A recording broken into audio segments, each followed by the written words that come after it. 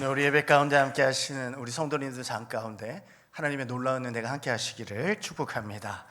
오늘 우리가 함께 읽은 말씀 사도행전 9장 1절부터 9절의 말씀은 사울이 다메섹 도상에서 부활하신 주님을 만나는 사건입니다. 우리가 신앙생활을 하다 보면 이런 질문을 던질 때가 있습니다. 사람의 인생이 어떻게 완전히 바뀔 수 있을까? 어떤 힘이 한 사람을 송두리째 흔들어 놓고 다른 길로 이끌어갈 수 있을까? 그것이 단순히 인간의 결심과 인간의 의지로 가능한 일일까? 오늘 본문 속 주인공 사울이 오늘 그 대답을 보여주는 대표적인 인물입니다. 오늘 사울이 그냥 반대자 정도가 아니었습니다. 오늘 성경은 그를 두고 위협과 살기가 가득 차 있었다 이렇게 기록되어 있습니다. 쉽게 말해서 숨을 쉬는 것처럼 성도들을 잡아 결박하고 죽이려는 열심으로 살아가던 사람이 사울이었습니다. 스데반의 죽음, 그 순교 현장에서 옳다고 여겨 그 열심이 이제는 예루살렘을 넘어서 다메섹까지 뻗어나가고 있는 것이 바로 사울의 열심입니다. 그런데 바로 그 길 위에서 오늘 그의 인생이 180도로 달라지게 됩니다. 인간의 계획과 결심으로 그렇게 된 거 아닙니다. 빛 가운데 나타나신 부활하신 주님께서 사울을 부르셨기 때문에 사울의 삶을 송두리째 뒤흔드는 것, 사람의 설득도 제도적인 권위도 아니었습니다. 오직 부활하신 예수님께서 강권적으로 개입하셔서 그의 삶을 변화시키셨습니다. 오늘 우리가 본문을 읽으면서 묵상하게 되면서 중요한 질문 하나를 던지게 됩니다. 오늘 이 사건이 단순히 한 사람의 회심으로 끝나는 것인가? 아니면 사도의 부르심의 사건, 그 다음에 어떤 일이 일어나는가? 오늘 사울은 죄인에서 제자로 바뀐 것입니다. 또한 핍박자에서 사명자로 세워진 것입니다. 오늘 말씀이 우리에게 분명히 증언해 주기를 주님과의 만남은 단순한 감정적인 변화나 일시적인 깨달음이 아니라는 것입니다. 그것은 인생의 방향을 송두리째 완전히 바꾸는 것입니다. 이것이 바로 하나님의 주권적인 개입입니다. 교만하던 핍박자, 겸손한 제자가 되고 자기 뜻대로 살던 사울이 주님의 부르심을 받는 따르는 도구로 바뀌게 되는 사건이 오늘 다메섹 도상의 사건입니다. 그렇다면 오늘 우리가 스스로에게 이렇게 질문하게 됩니다. 나는 주님을 만난 이후에 나의 삶의 향방은 어디를 향해 가고 있는가? 주님의 부르심을 따라 사명의 길을 따라 살고 있는가? 오늘 이 말씀을 통해서 우리는 사울의 이야기가 곧 우리의 이야기임을 깨닫게 됩니다. 오늘 하나님의 은혜가 오늘 우리에게도 임하고 다시 한번 하나님께 쓰임받는, 부르심받는 사명자의 삶을 살아가는 우리 해명교회 성도님들 되시기를 축복합니다. 우리 1절과 2절의 말씀을 다시 한번 다 함께 읽겠습니다. 사울이 주의 제자들에 대하여 여전히 위협과 살기가 등등하여 대제사장에게 가서 다메섹 여러 회당에 가져갈 공문을 청하니 이는 만일 그 도를 따르는 사람을 만나면 남녀를 막론하고 결박하여 예루살렘에 잡아오려 함이라. 아멘. 오늘 본문에 나타나는 사울의 모습은 가만히 들여다보면 단순히 예수 믿는 사람들 보기 싫다 이 정도의 반감을 가진 사람이 아닙니다. 성경은 그의 마음을 어떻게 표현하느냐? 위협과 살기에 사로잡혔다는 거예요. 여기서 위협이라는 헬라어 단어는 단순히 험한 말 몇 마디로 이렇게 겁만 주는 수준이 아닙니다. 상대방의 생명을 실제로 빼앗을 수 있는 죽음을 전제로 한 그 위협이에요. 또 살기라는 단어는 실제적으로 살인을 저지르고 피 흘림을 뜻하는 단어가 살기가 있다는 거예요. 그러니까 사울의 마음속은 단순한 종교적인 열정이 아니라 사람을 죽이고자 하는, 자신의 뜻을 이루고자 하는 그 살기가 가득 차 있는 그런 상태입니다. 그리고 그의 행동을 보면 욱하는 분노에 치우쳐 단순히 움직이는 게 아니에요. 치밀하게 대제사장에게 직접 가서 공문을 요청하고 철저히 합법적인 절차를 밟아서 다메섹에 있는 성도들까지 체포하려는 것입니다. 제가 2008년도에 로마에 가서 카타콤에 갔을 때, 그 지하에 들어갔을 때 수십 미터 지하에 그 밧줄이 연결되어 있는 그 밧줄을 놓치게 되면은, 그 따라가지 않게 되면은 그 안에서 길을 잃어버려서 나올 수 없습니다. 수십 년이 지나도 길을 찾을 수가 없습니다. 개미굴과 같이 되어 있습니다.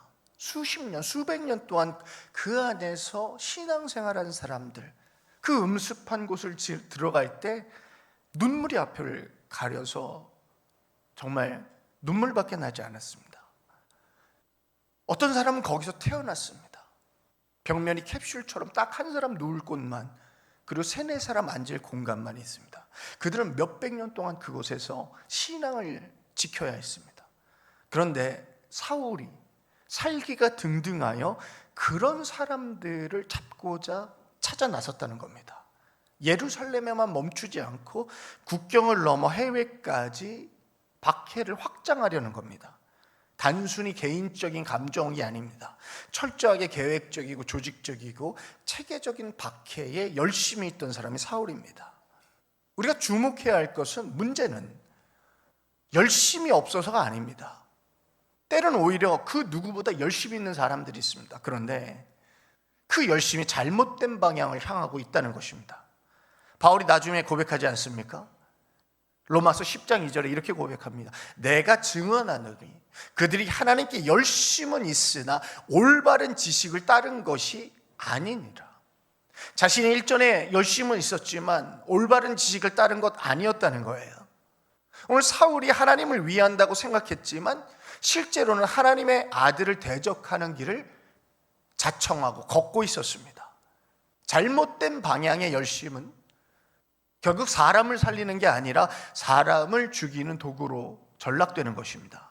오늘 바로 이 지점에서 놀라운 복음의 진리가 드러나는 것입니다. 하나님은 이런 사울을 버리지 않으셨습니다. 우리 눈에는 분명히 이렇게 보일 수 있습니다. 어떻게 저런 사람이 변화될 수 있지? 절대 변하지 않아. 하나님이 쓰실 수 없는 사람이야. 그러나 하나님의 입장에선 그렇지 않았습니다. 오히려 그 열심마저도 변화시켜 복음을 전하는 도구로 사용하셨습니다. 그 핍박자의 길조차도 하나님의 주권적인 부르심 안에서 사명의 통로가 될 수 있다는 사실입니다. 이것이 바로 복음의 은혜입니다. 하나님은 가장 강한 대적자조차도 당신의 도구로 변화시키십니다. 오늘 우리가 절망하는 그 순간 하나님은 여전히 소망으로 일으켜 세워주시는 분. 오늘 사울의 모습이 열심은 있으나 방향이 잘못된 사람의 전형적인 모습을 보여줍니다. 그러나 하나님은 그 열심을 버리지 않으시고 오히려 복음의 도구로 변화시키십니다. 이것이 바로 하나님의 주권적인 부르심의 은혜입니다. 오늘 이런 부르심의 은혜가 우리 해명교회 성도님들에게도 함께 하시기를 축복합니다. 이제 3절부터 5절까지 다 함께 읽겠습니다. 사울이 길을 가다가 다메섹 가까이 이르더니 호련히 하늘로부터 빛이 그를 둘러 비추는지라. 땅에 엎드려져 들음에 소리가 있어 이르시되 사울아 사울아 내가 어찌하여 나를 박해하느냐 하시거늘 대답하되 주여 누구시니까 이르시되 나는 내가 박해하는 예수라. 부활하신 주님이 개입을 하게 됩니다. 오늘 사울은 여전히 핍박자의 길을 걸어갑니다. 성도들을 결박하기 위해서 다메섹으로 달려가고 있습니다. 그의 마음에는 증오와 살기가 가득해요. 그의 발걸음은 오직 교회를 무너뜨리려는 그 계획과 생각으로 가득 차 있습니다. 그런데 바로 그 순간 전혀 예상치 못한 일이 벌어집니다. 성경에 어떻게 기록되어 있습니까? 호련히 하늘로부터 빛이 그를 둘러 비추는지라. 아멘. 호련히, 갑자기, 불시에 인간이 준비할 수도 계산할 수도 없는 그 순간에 주권적인 개입이 임했다는 거예요. 우리가 계획하고 의도한 시간이 아니라 하나님께서 정하신 그 순간에 은혜가 임했다는 겁니다. 빛, 포스, 단순한 물리적인 빛이 아니에요. 구약 성경에 보시면 하나님의 임재와 계시를 상징하는 게 영광의 빛입니다. 에스겔이 환상 속에 본 불타는 광채, 다니엘이 본 순간 번개 같은 모습, 그 빛. 오늘 이 빛은 사울을 멈추게 하는 물리적인 사건이 아니라 하나님이 친히 나타나신 은혜의 사건입니다. 오늘 하나님의 은혜는 우리가 원할 때, 우리가 준비했을 때 맞춰서 오시는 게 아닙니다. 우리의 길을 멈추게 하시고 완전히 다른 방향으로 돌이키실 때 그 은혜가 갑자기 찾아옵니다. 우리가 인생 살다 보면 내가 철저히 세운 계획이 무너질 때가 있습니다. 내 뜻이 좌절될 때가 있습니다. 바로 그 순간이 하나님의 길이 열리는 때일 수가 있습니다. 그리고 이어서 주님의 음성이 들려옵니다. 사울아 사울아 내가 어찌하여 나를 박해하느냐는 거예요. 주님께서 이름 2번 부르신 것을 한번 주목해 보세요. 사울아 사울아. 이게 단순한 호칭을 부르는 게 아닙니다. 구약에 보시면 하나님이 모세를 부르실 때 모세야 모세야 그러십니다. 사무엘을 부르실 때 사무엘아 사무엘아. 신약 성경에서 마르다를 부르실 때도 어떻게 부르십니까? 마르다야 마르다야. 이름을 2번 부르시는 것은 단순히 부르시는 게 아니에요. 애정이 있는 거예요. 사랑과 절박함, 인격적인 부르심이에요. 책망 속에서 하나님의 애정이 담겨 있는 거예요. 주님은 사울에게 너 왜 그렇게 죄짓고 있느냐? 이렇게 묻지 않으셨어요. 대신 어떻게 말씀하십니까? 내가 어찌하여 나를 박해하느냐? 사울은 교회를 핍박한다고 생각했지만 주님은 그것을 곧 나를 박해한다고 말씀하십니다. 교회와 주님은 결코 분리될 수가 없어요. 성도를 사랑하는 것이 곧 주님을 사랑하는 것이고 성도를 대적하는 것이 곧 주님을 대적하는 것입니다. 마태복음 25장 40절에 증언되어 있어요. 그러니까 사울이 당하며 묻습니다. 주여 누구시니까? 이 질문에 충격, 혼란스러움이 담겨 있는 거예요. 자신은 평생 하나님을 위한다고 믿고 살았는데 그 순간 모든 열심과 확신이 무너져 내리는 겁니다. 그런데 주님은 분명히 말씀하십니다. 나는 내가 박해하는 예수라. 이 짧고 강력한 한마디가 사울의 인생을 완전히 뒤흔듭니다. 사울이 평생 하나님의 뜻을 따른다고 믿었지만 사실 부활하신 예수님을 대적하는 길을 열심히 걷고 있었던 것입니다. 결국 사울의 인생을 바꾼 것은 논리도 교리도 그 설명도 아니에요. 제도적인 권위도 아닙니다. 단 한순간 부활하신 예수님께서 직접 나타나셔서 그의 삶을 송두리째 바꿔 놓으십니다. 오늘 주님의 개입은 예기치 않은 순간에 찾아옵니다. 그리고 우리의 길을 멈추게 하십니다. 새로운 방향으로 이끄십니다. 주님이 여러분의 이름을 부르십니다. 책망 속에서도 사랑이 있고 그 부르심 속에 사명과 소명이 담겨져 있습니다. 교회를 향한 태도는 곧 주님을 향한 태도입니다. 교회를 사랑하는 것은 주님을 사랑하는 것이고 교회를 무너뜨리는 것은 곧 주님을 거스르는 것입니다. 우리 인생의 전환점은 부활하신 주님을 만나는 데 있습니다. 사울의 삶을 바꾼 것도 바로 주님이 나타나셨기 때문입니다. 오늘 사울의 변화는 인간의 결단과 결심이 아니라 부활하신 주님의 은혜의 역사의 개입임을 잊지 마시기 바랍니다. 오늘도 주님께서 여러분의 삶 가운데 은혜를 부어주셔서 그 은혜로 말미암아 주님의 뜻을 따라 살아가는 놀라운 축복이 있기를 선포합니다. 우리 6절부터 7절 다 함께 읽겠습니다. 너는 일어나 시내로 들어가라. 내가 행할 것을 내게 이를 자가 있느니라 하시니 같이 가던 사람들은 소리만 듣고 아무도 보지 못하여 말을 못하고 서 있더라. 아멘. 사울이 부활하신 주님을 만나서 쓰러졌습니다. 땅에 엎드려지고 모든 것이 멈춘 그 순간 주님은 그를 그 자리에서 끝내지 않으셨습니다. 주님은 사울을 무너뜨리신 뒤에 새로운 길을 주셨습니다. 오늘 본문에 주님이 이렇게 선포하시죠. 일어나 시내로 들어가라. 여러분, 일어나, 아나스테미, 이 동작은 단순히 일어나는 게 아니에요. 부활과 새로운 시작을 의미하는 단어가 바로 이 아니스템이에요. 예수님께서 회당장 죽은 딸에게 달리다금 소녀야 일어나라. 아니스템이. 사울이 주님의 빛 앞에 쓰러졌습니다. 그러나 주님의 말씀을 들었습니다. 그렇기 때문에 다시 일어설 수 있었습니다. 우리 사랑하는 성도 여러분, 이것이 은혜입니다. 여러분 삶에 실패가 있습니까? 쓰러짐이 있습니까? 신앙은 쓰러짐이 끝나는 게 아닙니다. 오히려 주님의 음성을 들었을 때 그 자리에서 다시 일어나는 데서 시작되는 것입니다. 혹시 지금 실패의 상처와 질병의 고통과 낙심으로 쓰러져 계신 분이 있습니까? 중요한 것은 쓰러짐이 아닙니다. 주님의 음성이 들렸을 때 다시 일어서는 것입니다. 은혜는 끝이 아니라 새로운 출발을 가능케 하시는 것입니다. 우리 주님은 사울에게 멈추라 하지 않고 오히려 다메섹 시내로 들어가라 말씀하셨습니다. 원래 사울이 왜 다메섹에 가고 있었습니까? 성도들을 체포하기 위해서. 그런데 이제 주님은 같은 장소, 같은 도성에 들어가게 하시지만 삶의 목적을 바꾸십니다.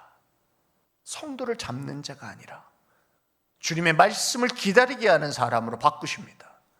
오늘 하나님은 우리의 길을 없애시는 분이 아닙니다. 오히려 그 길의 목적을 바꾸시는 분. 같은 직장, 같은 가정, 같은 삶의 자리, 주님을 만나면 그 길은 전혀 다른 사명의 길이 될 수 있는 것입니다. 내가 돈을 벌기 위해서 장사를 하고 사업을 했지만, 그러나 생명을 살리기 위해서 이제 사업을 하고 직장에 다니기 시작하는 거예요. 그 목적이 바뀝니다. 주님은 사울에게 이렇게 말씀하십니다. 내가 행할 일을 내게 말해줄 자가 있느니라. 아멘. 여기서 헬라어 단어가 수동태예요. 미래형이에요. 그런데 직역하면 이거예요. 너에게 말해질 것이다. 그러니까 사울이 더 이상 스스로 판단하고 명령하는 자가 아니라는 거예요. 사울의 생각 가지고 판단하고 스스로 명령하지 말라는 거예요. 말씀을 기다리는 자로 바뀐 것입니다. 여러분, 우리 말씀을 기다리는 자 되시길 축복합니다. 신앙의 성숙이 바로 여기에 있습니다. 내가 앞장서서 이끌던 자리에서 내려와서 하나님의 말씀을 기다리고 듣고 순종하는 자리로 들어가는 것. 부르심은 내 계획을 간철시키는 것이 아니라 주님의 말씀 앞에 귀를 기울이는 것입니다. 오늘 본문이 증언하기를 같이 가던 사람들은 소리만 듣고 아무도 보지 못하여 말을 못하고 서 있었다 그랬습니다. 그러니까 동행했던 사람들도 같은 현상은 봤지만 사울처럼 주님을 인격적으로 만나지 못했습니다. 오늘 이 말씀이 굉장히 중요합니다. 부르심은 공동 현상에서 일어났지만 반드시 개인적 차원에서 임하는 거예요. 함께 예배드리고 함께 말씀 들었지만 이 시간에 각 개별적으로 하나님께서 그 역사하시고 은혜를 주시는 방법이 다 다른 거예요. 예배당 안에서 같은 말씀을 들어도 그 말씀을 통해 내 인생이 변화되는 것은 전적으로 주님과의 인격적인 만남에 달려 있습니다. 여러분, 절망 가운데 계십니까? 쓰러져 계십니까? 주님의 음성이 들렸다면 다시 일어나시기 바랍니다. 같은 길을 걸어가고 있습니까? 목적이 달라지면 그 길은 전혀 다른 사명의 길, 생명의 길이 됩니다. 내 주도권을 내려놓으십시오. 신앙은 내가 정하는 게 아니라 주님의 말씀을 듣고 순종하는 자리로 나아가는 것입니다. 오늘 주님은 결국 나의 이름을 불러 다시 일으켜 세워주십니다. 오늘 사울의 다메섹 경험이 단순히 쓰러진 사건이 아닙니다. 그것은 새로운 길로 부르심받는 사건입니다.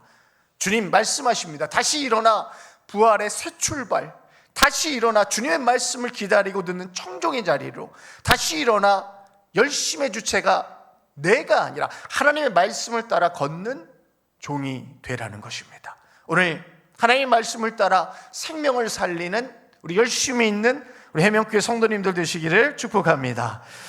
이제 8절 9절 다 함께 읽겠습니다. 사울이 땅에서 일어나 눈은 떴으나 아무것도 보지 못하고 사람의 손에 끌려 다메섹으로 들어가서 사흘 동안 보지 못하고 먹지도 마시지도 아니하니라. 아멘. 사울이 부활하신 주님을 만난 뒤에 가장 먼저 경험한 것은 무엇입니까? 놀라운 기적이나 즉각적인 그 사역의 성공이 아닙니다. 오히려 철저히 낮아졌습니다. 주님의 은혜는 먼저 우리를 무너뜨리고 꺾고 비우시고 침묵의 자리로 이끄십니다. 그래야만 진짜 새로운 사명을 맡을 수가 있습니다. 오늘 본문이 이렇게 증언하죠. 사울이 땅에서 일어나 눈은 떴으나 아무것도 보지 못하더라. 그럼 눈은 분명히 열려 있습니다. 그런데 앞을 전혀 볼 수 없다는 거예요. 단순한 시력의 문제가 아닙니다. 사울의 지식, 확신, 그리고 스스로 옳다 믿었던 그 열심이 철저히 무너지는 그 순간, 하나님은 그 교만을 꺾으셨습니다. 그가 스스로 힘으로 걷던 길을 멈추게 하셨습니다. 사랑하는 성도 여러분, 진짜 부르심은 내가 내 눈으로 보던 세상이 가려지고 하나님의 은혜를 기다리며 겸손히 서는 그 자리에서 시작됩니다. 혹시 오늘 우리가 보는 것 같아도 영적으로 보지 못하는 상태에 있지 않습니까? 하나님은 우리의 눈을 가리시고 오직 하나님의 눈으로 보게 하실 때 진짜 영적인 눈이 열리게 됩니다. 오늘 본문이 증언합니다. 사람의 손에 끌려 다메섹으로 들어갔다는 거예요. 끌려갔다는 거, 인도받았다는 거예요. 매우 흥미로운 단어예요. 과거 사울이 성도들을 끌고 가던 사람이에요. 잡아가던 사람이에요. 똑같은 단어예요. 어제까지는 다른 사람을 결박하여 끌고 가던 사람이에요. 그런데 이제는 자신이 다른 사람 손에 끌려가야만 해요. 보이지 않으니까. 얼마나 극적으로 반전이 있습니까? 이것이 바로 부르심의 사건이고 전환입니다. 내가 주도하던 삶에서 이제 주님께 붙들려가는 삶으로 바뀌는 것. 은혜는 우리의 주도권을 빼앗아가는 것이 아니라 참된 주인 대신 주님의 손에 우리의 삶의 주도권을 맡기는 것입니다. 오늘 성경이 이렇게 증언합니다. 사흘 동안 먹지도 마시지도 아니하니라. 사흘, 단순한 시간이 아닙니다. 철저히 변화되는 상징적인 시간. 예수님이 사흘 만에 부활하셨습니다. 요나가 사흘 동안 큰 물고기 뱃속에 있었습니다. 이 사흘은 단순한 금식의 시간이 아니라 철저히 자기 부인과 낮아짐의 시간, 먹지도 마시지도 보지도 못한 채 침묵 속에 흘러가게 하는 그 시간, 이것이 참된 부르심의 시작입니다. 오늘 사울의 부르심은 단순히 빛 가운데 쓰러진 사건으로 끝나지 않습니다. 그는 눈이 멀었고 겸손해졌고 결박하던 자에서 끌려가는 자로 바뀌었습니다. 오늘 우리가 함께 살펴본 이 사울의 다메섹 사건은 단순히 한 개인의 드라마틱한 체험 이야기가 아닙니다. 오늘 이 말씀은 하나님께서 교회에 가장 큰 대적을 붙들어 오히려 복음의 가장 큰 위대한 사도로 세우시는 역사적인 전환점이 이 사건입니다. 오늘 우리가 만나는 이 다메섹 사건은 단지 사울의 이야기가 아닙니다. 오늘 우리의 이야기가 되어야 합니다. 혹시 지금 여러분의 삶이 멈춘 것 같습니까? 눈앞이 캄캄해서 아무것도 보이지 않으십니까? 혹시 내가 가던 길이 완전히 막힌 것 같아 낭망하고 계십니까? 그것은 끝이 아닙니다. 주님께서 우리의 눈을 닫으셨다면 이제 영적인 눈을 열어 새로운 사명의 길로 이끄시는 하나님의 은혜가 있음을 잊지 마시기 바랍니다. 오늘 부활하신 주님 앞에 엎드리고 그 빛은 우리를 무너뜨리지만 동시에 새롭게 일으키는 빛입니다. 그 음성은 우리의 길을 멈추게 하지만 동시에 새로운 사명의 길로 부르시는 그 음성입니다. 오늘 우리의 삶에도 주님께 붙들리면 더 이상 내가 가는 길이 아니라 주님께서 인도하시는 길, 그 길은 반드시 새로운 생명의 길, 복음을 전하는 사명의 길. 그러므로 오늘 이 말씀 앞에 우리 모두가 사울처럼 다메섹에서 무너지고 바울처럼 주님의 사도로 일어나는 은혜를 누리시는 복된 한 주간 되시기를 축복합니다. 기도하겠습니다. 사랑과 은혜의 아버지, 오늘 말씀을 통해 사울이 다메섹 도상에서 주님을 빛을 만나 무너지고 새로운 길로 부름받은 사건을 다시 깨닫게 하신 주님 감사드립니다. 하나님, 때로는 사울처럼 잘못된 열심으로 달려가며 누군가를 아프게 하고 주님의 뜻과 멀리 서 있음을 고백합니다. 이제 우리의 교만을 꺾고 낮아진 자리에서 주님의 음성을 듣게 하여 주옵소서. 빛 가운데 임하시는 주님, 우리 모두에게 사울아 사울아 부르신 것처럼 이름을 불러주시고 우리의 삶을 새롭게 하여 주옵소서. 우리의 약함 속에서 주님의 강하심을 드러내게 하시고 성령께서 우리를 이끄시고 주님만 따르는 종으로 세워지게 하여 주옵소서. 이 모든 말씀 예수 그리스도 이름으로 기도하옵나이다. 아멘.